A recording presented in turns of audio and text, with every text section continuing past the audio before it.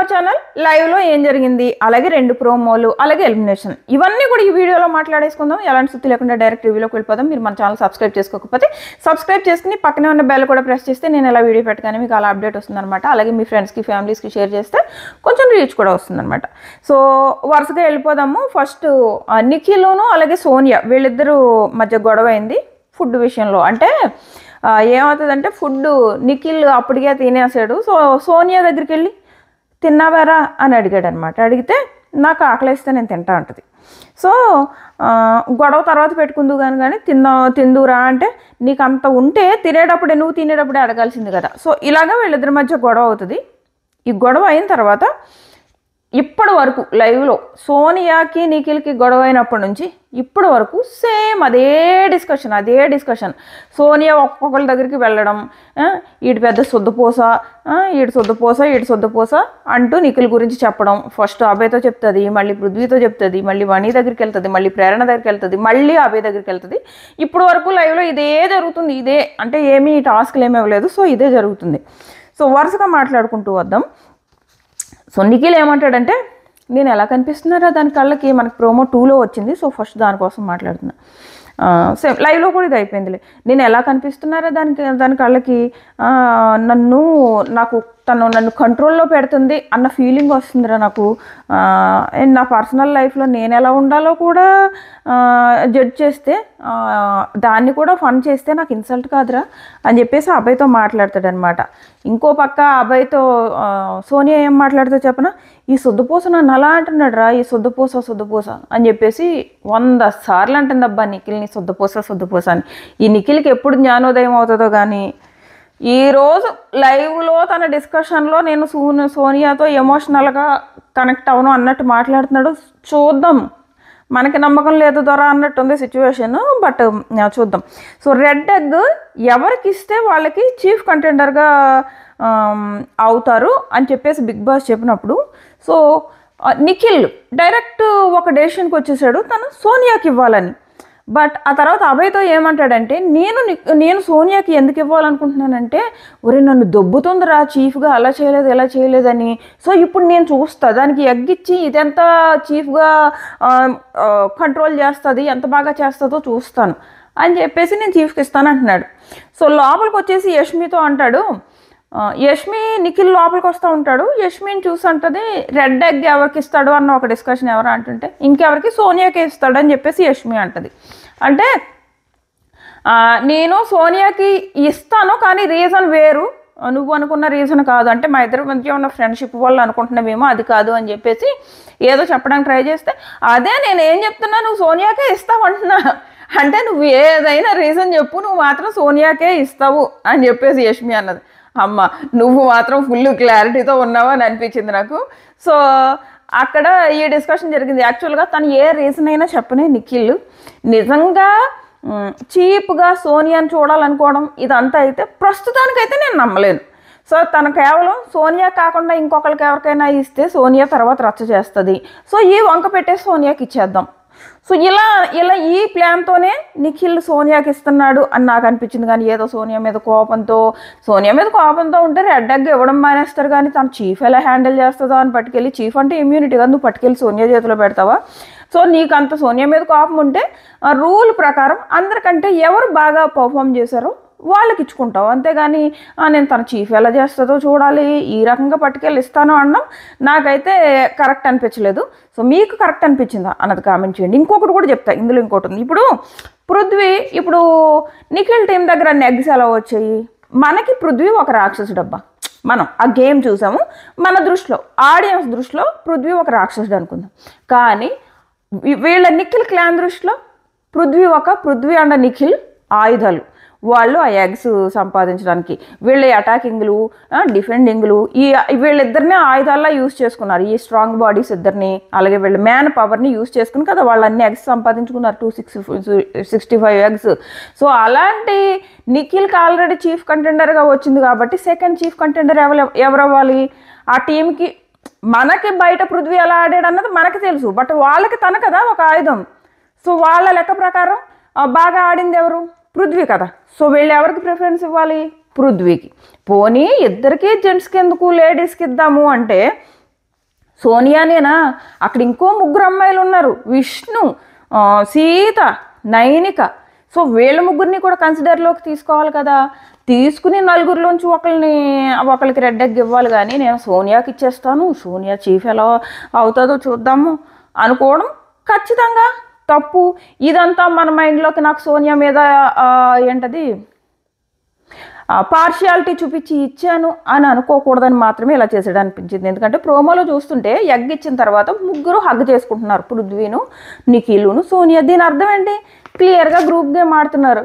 So ఇది ఈ egg విషయంలో నా ఒపీనియన్. ఇంకా తర్వాత చాలా జరిగాయి. సో ఇది ప్రోమో 2 గురించి. సో ఈ తర్వాత సీత ఏడుస్తుంది, నాతో మాట్లాడుకొని చాలా గట్టిగా ఏడుస్తుంది. కనీసం కన్సిడర్లోకి తీసుకోలేదు. కన్సిడర్లోకి తీసుకుని కూర్చోబెట్టి అబ్బాయిల్లో నేను ఆల్రెడీ పోనీ చీఫ్ కంటెండర్గా తీసుకున్నాను కాబట్టి అమ్మాయిల్లో పోనీ మీ నలుగురిలో ఒకరికి ఇద్దాం అనుకుంటున్నా, మీ పాయింట్స్ పెట్టండి, ఏదో ఒకటి ఉండాలి కదా గ్రూప్ గేమ్ ఆడినప్పుడు. అంతేగాని నేను సోనియాకి ఇచ్చేస్తానన్నా ఎంతవరకు కరెక్ట్? సో సీత ఏడుస్తుంది. సో ఇది అయిపోయింది కదా. ఆ తర్వాత ఈ సోనియాతో గొడవ అయిన తర్వాత కొంచెం జనజీవన్ శ్రావంతిలో కలుస్తున్నట్టు నిఖిల్ కనపడ్డాడు. ఎందుకంటే ఈ సోనియా ఒక్కొక్కరి దగ్గరికి వెళ్ళి ఆ నిఖిల్ సొద్దుపోసా అని చెప్పడానికి చేస్తుంటే ఇక్కడ నిఖిల్ వచ్చేసి యష్మి వాళ్ళ గ్రూప్తో లోపల వచ్చేసి వాళ్ళతో కూర్చొని కాసేపు ఫన్ చేశాడు. Yashmi I read your eyes అని చెప్పేసి విష్ణుని అంటుంటే నిఖిల్ అంటాడు, అదేదో స్కూల్లో చదువుంటే బాగుండేది కదరా, మొన్న స్పెల్లింగ్ బీలో పాస్ అయ్యేవాడివి అని చెప్పేసి కామెడీ చేస్తాడు. సో అనుకున్నా నిఖిల్ సోనియా కొంచెం దూరంగా ఉండేటప్పటికి కొంచెం జనజీవన్ శ్రావంతిలో కలుస్తున్నాడు పాపం మీ నిఖిల్, కానీ ఎన్ని రోజులు నడుస్తుందో అని. ఎందుకు వెంటనే వాళ్ళు ముగ్గురు హగ్ చేసుకున్నారు కదా, మనం ప్రోమోలో చూసాం. సో ఇది మళ్ళీ ఇక్కడ అభయ్ నిఖిల్ మధ్య డిస్కషన్ జరుగుతుంది. అక్కడ అభయ్ ఏమంటాడంటే నన్ను ఏదో అది కంట్రోల్ చేస్తున్నట్టుందిరా అంటుంటే అభయ్ అంటాడు, మాకు కూడా అలాగే అనిపించిందిరా, నువ్వు తను ఏది చెప్తే అదే చేస్తున్నట్టు అనిపించిందిరా అని చెప్పేసి అభయ్ అంటాడు నిఖిల్తో. సేమ్ మళ్ళీ నిఖిల్తో అంటాడు, ఒరే ఈ మాట నేను సోనియా కూడా చెప్దాం అనుకుంటున్నా, నువ్వు కంట్రోల్ చేస్తున్నట్టు నిఖిల్ని మాకు అనిపిస్తుంది, సో బయట చూసే ఆడియన్స్ కూడా అలాగే అనిపిస్తుంది అని నేను సోనియాతో చెప్దాం అనుకుంటున్నాను అంటే నిఖిల్ సైలెంట్గా ఉంటాడు. సో వచ్చి సోనియాతో అంటాడు, నువ్వు నిఖిల్ని కంట్రోల్ చేస్తున్నట్టే కనపడుతుంది, మాకే అలా అనిపిస్తుంటే బయట మాకు కనీసం మేము కొంచెం అర్థం చేసుకుంటాం, కానీ బయట ఆడియన్స్ కూడా అలాగే అనిపిస్తుంది కదా. సో ఈ డిస్కషన్ సోనియాతో చేస్తే సోనియా అంటే నేను ఎక్కడ కంట్రోల్ చేస్తున్నాను, అన్నీ తనకు నచ్చినట్టే చేస్తున్నాడు కదా, మన సీత సంచాలక చేసినప్పుడు కూడా నేను గొడవ పడ్డాను కదా అంటుంది. సీత సంచాలక చేసినప్పుడు ఎందుకు గొడవ పడింది? ఈ విషయం నబీలును సీత మాట్లాడుకుంటారనమాట. అప్పుడు కూడా నన్ను కంట్రోల్ చేసింది, నన్ను సంచాలక చేసినప్పుడు ఇలా ఫిజికల్ అవ్వడానికి నేను ఒప్పుకోలేదని, ఇచ్చావులే పెద్ద సంచాలకగా సీతకి ఇంకెవరో దొరకనట్టు అని చెప్పేసి అప్పుడు గొడవ పడిందంట. అది మనకి ఈ ఎపిసోడ్లో చూపించలేదు, ఆ రోజు ఆ టాస్క్ నేను లైవ్లో కూడా చూడలేదు. సో అని గొడవ పడిందంట. ఎందుకంటే ఆ టాస్క్లో ఫస్ట్ నిఖిల్ సోనియానే సంచాలక చేయాలనుకున్నాడు. ఆ తర్వాత అభయ్తో మాట్లాడిన తర్వాత అభయ్ సీత అంటే ఇలా సీతకి టర్న్ అయ్యారనమాట. సో అప్పుడు ఆ తర్వాత గొడవ పడిందంట, సీతని ఎందుకు సంచాలక చేసావు, చూడు ఎలా సంచాలక చేస్తుందో అని చెప్పేసి నిఖిల్తో గొడవ పడిందంట. ఇక్కడేమో ఆ విషయాన్ని సోనియా ఏమని చెప్తుందంటే, నిజంగా నేను నిఖిల్ని కంట్రోల్ చేస్తే అక్కడ ఆ గొడవ ఎందుకు పడతాను అంటుంది. కానీ ఆ కంట్రోలే అని వద్దు కదా, ఆ గొడవ ఎందుకు పడ్డావు, నువ్వు సంచాలకగా సీతను ఎందుకు చేసావు అని చెప్పేసి కంట్రోల్ చేయడానికే కదా అక్కడ గొడవ పడింది. సో అది హౌస్ మేట్స్ ఒపీనియన్, అలాగే బయట జనాల ఒపీనియన్. సో ఇంకా లైవ్లో ఏం జరిగింది, ప్రోమోల గురించి మాట్లాడుకున్నాం, ఇంకా లైవ్లో ఏం జరిగిందో చూద్దాం. అంటున్నాడు నిఖిల్, ఎగ్ నేను విష్ణుకి మాత్రం ఇవ్వను ఎదురుగానే అంటున్నాడు, నేను ఎలిమినేట్ అయినా అయిపోతా కానీ హౌస్లోంచి నేను విష్ణుకి మాత్రం ఇవ్వను అని చెప్పేసి జోక్గా అన్నాడు. అంటే తనంతా హ్యాండిల్ చేయలేదు హౌస్ని అన్నట్టు అనమాట. సో ఇదొకటి అన్నాడు. నెక్స్ట్ నేను డంబులాగా చేసేస్తుంది, నేను మోసపోయాను అనిపిస్తుంది, నన్ను డంబులాగా చేసేసింది, నేను మోసపోయాను అనిపిస్తుంది, నన్ను బాగా దొబ్బుతుంది, సో అందుకే నేను గుడ్డు తనకి ఇస్తా అని చెప్పేసి అంటున్నాడు. మోసపోయా అనిపిస్తుంది, ఇది అంతవరకు జరుగుతుంది నాకు తెలియట్లేదు అబ్బా, ఇమీడియట్గా మళ్ళీ కలిసిపోయినట్టు అనిపిస్తుంది నాకు ఆ ప్రోమో చూస్తుంటే. కానీ ఏదైతే రియలైజేషన్ వచ్చిందో ఈరోజు పోనీ 100%లో 1% నిఖిల్కి రియలైజేషన్ వచ్చింది అనుకో, సోనియా విషయంలో నాకు కొంచెం నేను మోసపోతున్నానేమో, తన కంట్రోల్లోకి వెళ్ళిపోతున్నానేమో అని ఏదైతే నిఖిల్లో కొంచెం ఒక రియలైజేషన్, ఒక జ్ఞానోదయం అవుతుందో, ఇది కొంచెం ఇంకా కంట్రోల్ అయితే మంచిది, తనకి గేమ్కి మంచిది. సో ఇది నెక్స్ట్ వచ్చేసి సీత నబీల్ మాట్లాడుకుంటున్నారు. సో వీళ్ళు ఏం మాట్లాడుకుంటారంటే, సీత అంటది, మీరు మీ టీం అంతా బాగానే ఆడారు, మెయిన్ మైనస్ ఏంటంటే మీ చీఫే గివ్ అప్ ఇచ్చేసాడు, అలాగే మిమ్మల్ని ఆడనివ్వట్లేదు కూడా అని చెప్పేసి ఇక్కడ సీత నబీల్తో అంటుంది. అవును అని చెప్పేసి నబీల్ అంటాడు. సో వీళ్ళ మధ్య చాలాసేపు డిస్కషన్ జరిగిందిలే. నబీల్ని అప్పుడు చెప్తుంది, ఇలాగా ఫోటో టాస్క్లో ఫిజికల్ నేను అలౌ చేయలేదని సోనియా నిఖిల్ని తిట్టింది, సంచాలకుని చూసి పెట్టుకోవాలి కదా అని చెప్పేసి సీత నబీల్తో చెప్తే నబీల్ అంటాడు, సోనియా గ్రూప్ గేమ్ ఆడుతుంది హౌస్లో, నిఖిల్ని పృథ్వీని పెట్టుకుని ఒక గ్రూప్ గేమ్ ఆడుతుంది, అక్కడ సోనియా వచ్చి నా మీద అరుస్తుంటే నేను తిరిగి సమాధానం చెప్పేటప్పటికి నిఖిల్ను పృథ్వీ వచ్చేసారు అని చెప్పేసి ఇక్కడ చెప్తున్నాడు అనమాట. ఏదైతే మనం నేను బయట చెప్పుకున్నామో సో అది వాళ్ళనే కంట్రోల్లో పెట్టుకుంది, నిఖిల్ని పృథ్వీని కంట్రోల్లో పెట్టుకుని గ్రూప్ గేమ్ ఆడుతుంది అని చెప్పేసి ఇక్కడ నబీల్ అంటున్నాడు. సో మళ్ళీ సీత అంటది, నీకున్న మెచ్యూరిటీ ఎవరికి లేదు ఇక్కడ అంటే. ఇక్కడ నబీల్ అంటాడు, నేను నెక్స్ట్ నామినేషన్ నాది సోనియాదే ఉంటుంది, సోనియా ఇలా బిహేవ్ చేసింది టాస్క్లో అని చెప్పేసి చెప్తుంటే సీత అంటది, నీకున్న మెచ్యూరిటీ ఎవరికి లేదు, బట్ సోనియాని నామినేట్ చేసేటప్పుడు లేని విషయాలు పట్టుకొచ్చి అక్కడ మాట్లాడడానికి ట్రై చేస్తుంది. సో నువ్వు ముందే ప్లాన్ చేసుకో తనతో ఎలా మాట్లాడాలో, లేదంటే కొన్ని రాంగ్ వర్డ్స్ తీసుకొచ్చి నేను ఇరికించడానికి ఇలాంటి ప్లాన్ చేస్తుందంటే నాకు తెలుసు, నేను ఊరుకోను, నేను ఒకరి కంట్రోల్లో ఎందుకు ఉంటాను అని చెప్పేసి ఇక్కడ నబీల్ అంటాడనమాట.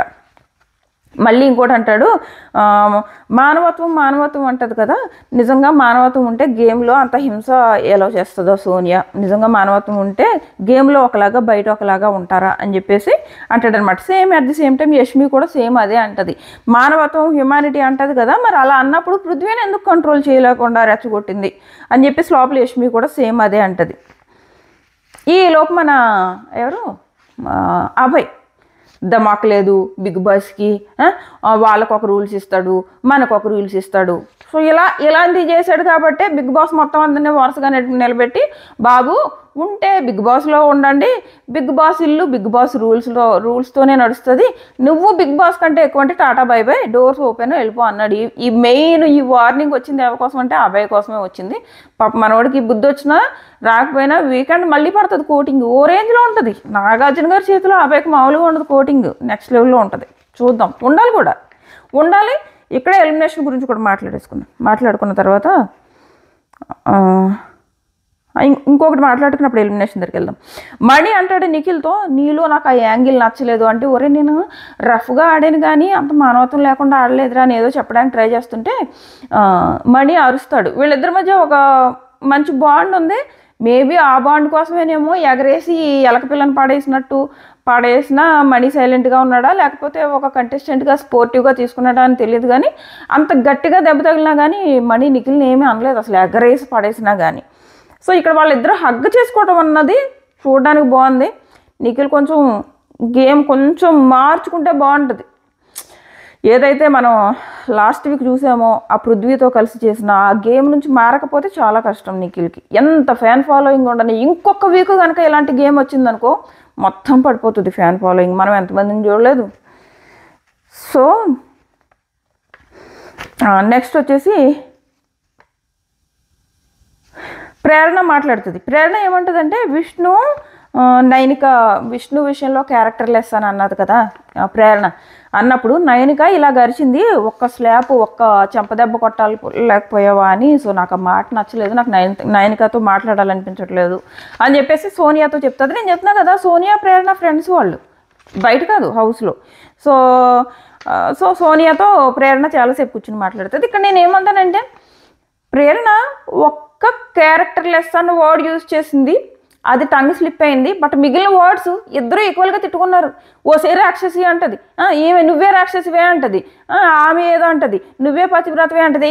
ఈ విష్ణు ఏం తక్కువది కాదు, తప్పంతా ప్రేరణ మీదకి నెట్టక్కర్లేదు. అత్తు అన్నది ఫస్ట్ విష్ణు అత్తు అన్న తర్వాతే ప్రేరణ తిరగేసి పోవే క్యారెక్టర్ లెస్ అన్నది.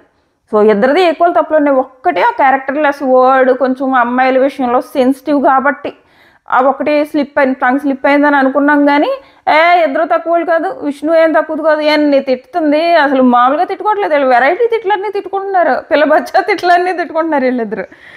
సో అది వీళ్ళిద్దరిది. నెక్స్ట్ వచ్చేసి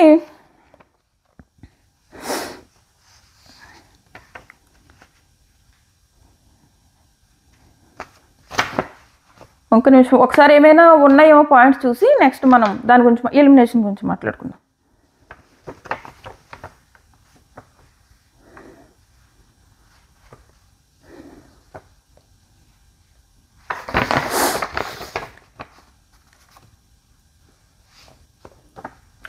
నెక్స్ట్ ఎలిమినేషన్ గురించి మాట్లాడుకుందాము.